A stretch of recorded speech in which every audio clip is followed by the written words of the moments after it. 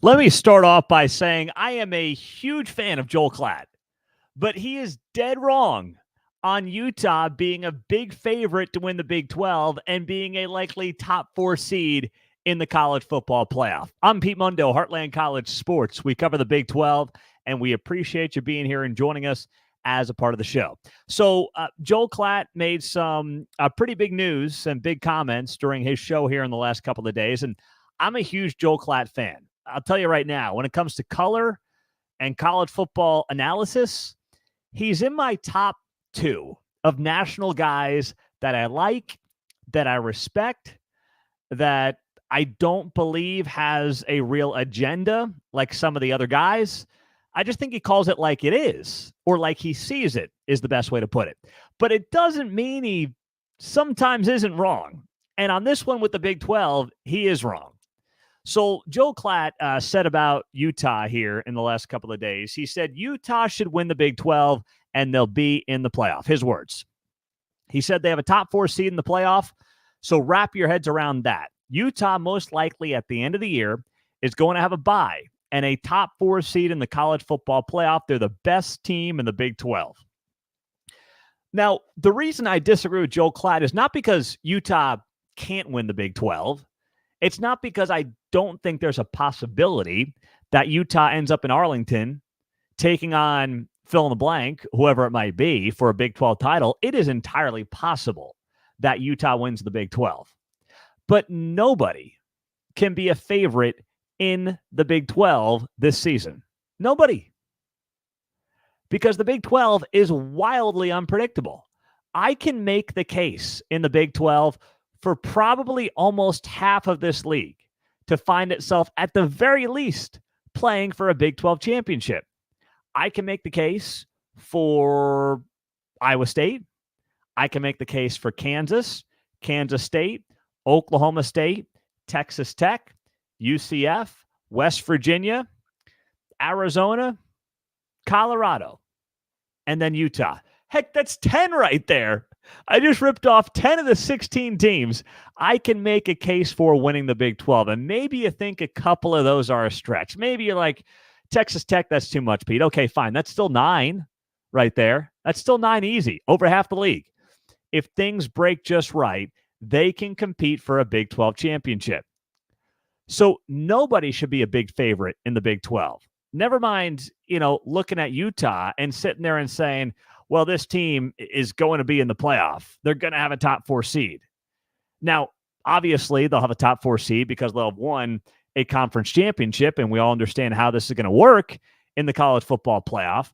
But you look at Utah's schedule, and it's not as easy as some people want to make it out to be.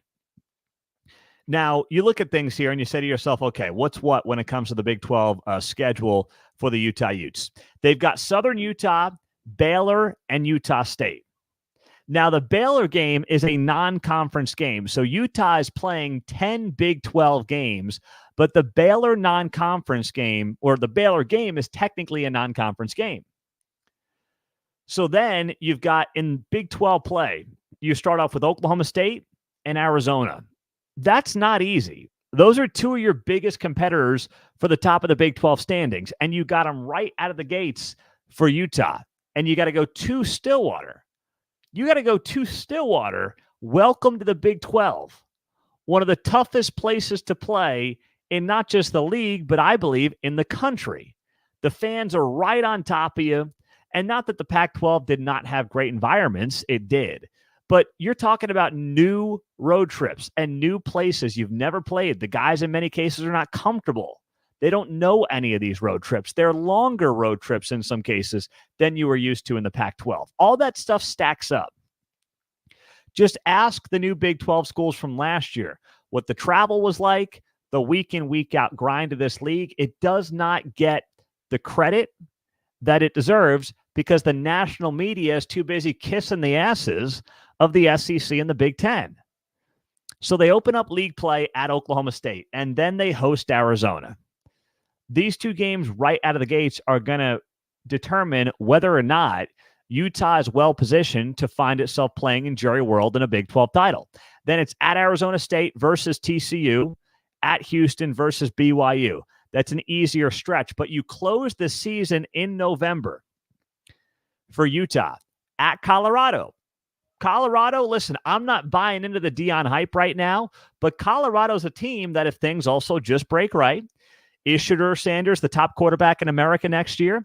He's got the best odds to be the number one pick in the 2025 NFL draft. So he may be the best quarterback in America. And if he's playing like it, and if the team stays healthy and they show some depth, Colorado might find itself in the mix for a Big 12 title for that November 16th game. And Utah is on the road for that one. Then they host Iowa State, and then they end the season on a Friday at UCF. Travel across the entire nation at UCF. And by the way, it's not impossible to think that the Friday UCF-Utah game is some kind of a play-in or has Big 12 championship game implications. That wouldn't surprise me one bit. If UCF is hosting Utah in the bounce house for a trip to a Big 12 title for one or both of these teams, that's a very underrated game on the Big 12 schedule at the end of the season. So this schedule, I've seen people say, is like a cakewalk. I don't think it is. Anyone who's calling Utah's schedule a cakewalk is not respecting the Big 12 conference top to bottom, because this league is going to be uber competitive. Excuse me. Pete Mundo on Heartland College Sports. Great to have you guys here talking about these Joel Klatt comments where he said Utah should win the Big 12. And the biggest reason I disagree is not because Utah can't win the Big 12, but simply because nobody should be talked about in terms of should winning this league. There is no should in the Big 12 this year. The only thing that is a should is that over half the league should be competitive as we enter November and the Big 12 title race. And that's what's going to make this so fun. I promise you, the SEC and the Big Ten are not going to have this kind of intrigue for their conference championship races in November. They're just not. It's not going to happen. Now, the downside of this for the Big 12 is that the Big 12 may not have the kind of, they may not get multiple teams into the playoff this year because they might be beating each other up too much. They might be in a position where two teams with two losses meet for a Big 12 title. The winner, of course, gets into the playoff. The loser does not, with the 12-team format coming. That's entirely possible. And there's two ways to look at it. One way is, the Big 12 is only going to have one team with a chance to make a deep run, and the SEC is going to get 5 teams. The other way to look at it is that the Big 12 is going to find itself in a position where it is going to be the most compelling college football for the final 3 weeks of the regular season. And by the way, here's my message to the Big 12 with what is going to be, I think, a very unpredictable year. Get the tiebreakers figured out and get them figured out fast and make it easy and make it transparent. And let's not go through the same nonsense that we went through last year with that tiebreaker fiasco over the final couple of weeks. I know it ultimately didn't really matter, but there have not been many missteps during the Brett Yormark tenure in the Big 12. One of the few missteps for Brett Yormark and this leadership in the Big 12 was that fiasco of a tiebreaker explanation in the last couple of weeks. Nobody really understood it, and they didn't do a great job of being transparent about it. So let's get it all figured out now. And also, let's not follow the Pac-12 when it comes to how to handle tiebreakers. In fact, let's not follow the Pac-12 when it comes to like anything. Literally, I would not follow George Kliavkov into a casino if he showed me a winning ticket. I wouldn't do it because like he would somehow trip over the ticket. It would fall out of his hand. A homeless guy would pick it up and he would run and cash it before Kliavkov knew what happened to the ticket. I'm not trusting anybody involved with the Pac-12, the former or soon-to-be defunct Pac-12. I'm not going to do it. And I don't think Big 12 fans, and I certainly don't think anyone with the Big 12 should either. So On the comments here, as I'm looking at some of your stuff here on YouTube and on Facebook, some of your comments. Pete, it's the Pac-2. Yes, it will be the Pac-2 coming up here in a couple of weeks. That is from Scott. Pete, week in, week out, the Big 12 grind is real. There's no doubt about it. We had Mark Daniels, the UCF play-by-play man, on the show a couple of weeks back. He was outstanding. And as he noted, what UCF and Gus Malzahn probably didn't realize and did not give the Big 12 enough credit for was just how much of a grind this league is day in, day out, week in, week out. Because everybody talked about the Big 12 and still does. Some of these national talking heads just blow my mind, how they have the jobs that they do, the way they talk about this conference. They talk about the Big 12 like it's 2012. They talk about the Big 12 as if Cliff Kingsbury and Patrick Mahomes, and God bless them, they're incredibly talented at what they do, but they're acting like this is Texas Tech and Oklahoma racking up 1,700 yards in that game from 2016? That's not what this league is. And this league has not been that in quite some time. But it's amazing when you hear these guys on ESPN, when you hear some of these guys on Fox and elsewhere, they don't know any better. Gus Malzahn admitted, and Mark Daniels told us this, that they walk into the Big 12 and suddenly safeties are, 6 foot 210. And that's what this conference brings. It can bring some of the boom that it doesn't get the credit for. I'm not suggesting the Big 12 is the SEC or the Big 10 right now. I will tell you it's not. But it's not what it's made out to be by a lot in national media. This is from Peter on YouTube Live. Pete, Utah gets the paddle people and the bounce house. Have fun with that. It's not an easy schedule when you look at it. And that was something that as I was, rolling through some of Joel Klatt's comments, I admit I was surprised by. It's like, dude, this ain't easy at all. Yes, Cam Rising is back at quarterback for Utah.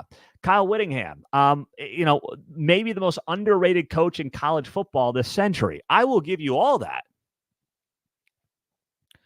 But it doesn't mean it's going to be a cakewalk for him here in year one in the Big 12 with the travel, with the new environments, with the new routines, with the new travel schedules. That in and of itself is going to be an adjustment. Wade on Facebook Live. Pete, I can't wait. Think the conference is going to be wildly competitive and fun to watch. Go Pokes. Hey, Oklahoma State, man, you guys are going to be in the thick of this thing, and you deserve to be. After the way last year went, bringing back most of the key players, and by the way, you kept people from going to the transfer portal. It feels like there is real cohesion right now in Stillwater. It's an exciting time to be an Oklahoma State fan. Mike Gundy's old school, but he's making this thing work. When it comes to the transfer portal, NIL, how to handle it. He's not griping about it. He's just playing the game, man. And that is a lot of fun to watch. And if you are an Oklahoma State fan right now, you should be so fired up for this season. I just think that, this Oklahoma State football team, I know we're going to miss Bedlam, and we all are going to miss Bedlam. But I think Oklahoma State, if things break right, may not miss Oklahoma as much as they think. Because they can be one of the power teams in this conference year in, year out, making a college football playoff while Oklahoma watches from the sidelines. It's entirely possible that Oklahoma State over the next half decade makes more college football playoffs than Oklahoma. Think about that. Oklahoma might get in here and there as an at-large. That's possible. But am I going to bet on Oklahoma State to win more Big 12 titles in the next half decade or Oklahoma to win more SEC titles? That's a no-brainer. I'm taking Oklahoma State, and I'm not even thinking twice about it. So it's going to be fun. Now, Oklahoma State has a brutal opening stretch of the schedule. They open up Big 12 play with Utah, at Kansas State, and then home to West Virginia. Those are three teams competing for a Big 12 title right out of the gates. Then it softens up. BYU, Baylor, Arizona State, TCU. They close with Texas Tech and Colorado, which could have major Big 12 implications as well. But there is a lot to like about what Mike Gundy has coming back and what is going on right now in this league. Scott says K-State is going to win the title. K-State, this is what I love. This is exactly my point, guys. This is why this is going to be awesome. We're sitting here in early May, and half of you who are Big 12 fans can watch this show right now and say, Pete, no, you're wrong. My team is going to win the Big 12. They're not saying that right now in the SEC. Half the conferences, half the teams in the SEC can't say that. Half the teams in the Big 10 can't say that. Half the teams in the Big 12 can say that. You can say that. You can make that case for your team. And where else is that happening in college football right now, other than right here with you and I in this Big 12 conference? And I am so freaking here for it. We don't need OU. We don't need Texas. We are going to have an incredible college football season without them. Good riddance. The grass is not always greener, and you guys are going to miss us more than you think. We'll be okay. I mean, yeah, we'd like to have you, but we'll be okay. And this season is exact proof of that. And it will be as the season rolls along and as it gets closer. And I know it's only early May, but man, I am just already so fired up. I cannot wait. And based on the reaction right now to this show, I can tell that you guys are right there with me. Let's go. I'm Pete Mundo on Heartland College Sports. Hey, if you have not signed up for our Heartland College Sports message boards, get on there. They're free. Click on the members forum tab at the top of the homepage. We're talking severe weather in the forums today. If you're a weather nerd, as many of us are, I admit I'm a total weather nerd, a severe weather nerd from my time in Woodward, Oklahoma at K101 Z92 to now being in Kansas City at KCMO Talk Radio. I am a full-blown severe weather nerd. And we had some good nerding out on the message boards today. So be sure to go check that out, join the conversation, and we're always nerding out on football. So we'll see you guys there. And if you missed it, I did shotgun a 16-ounce Coors Light because that's all I had in the house on Sunday because we hit 10,000 followers on X. I said when I hit 10,000 followers on X, I would shotgun a beer. Now, I didn't realize how close we were going into the weekend, so I only had pounders. I only had the 16-ouncers on me. But I did it. The video is up on our Instagram at Heartland College Sports. It's also on our Twitter page, so you can see it there. If you want to see that video of me shotgunning that pounder, it wasn't pleasant. I only did it for you guys because I said I would do it at 10,000 followers, and I'm a man of my word. And that's all I got for you. So go check that out if you want to see that video. And make sure you hit that subscribe button here on the show, on YouTube, and the podcast. Thank you. We are growing this show every week, and it's only because of you. You're our marketing arm. We're not naming, bowl games, all right? Heartland College Sports Bowl game. We're not on billboards up and down I-35 or cross I-70. It's just you. It's us. And we thank you tremendously for that 5-star rating on the podcast, for that review, that nice review you put down for us. And for subscribing on YouTube and sharing this video and the show with a buddy or two. It's football season. I don't care what anybody says. Yes, we'll have full Big 12 softball coverage for you and baseball coverage the next few weeks. But in my head, it's football season. Let's go. Thanks for being here, guys. Make sure you subscribe, and we'll talk to you soon. A lot more content coming your way this week at heartlandcollegesports.com. See you later.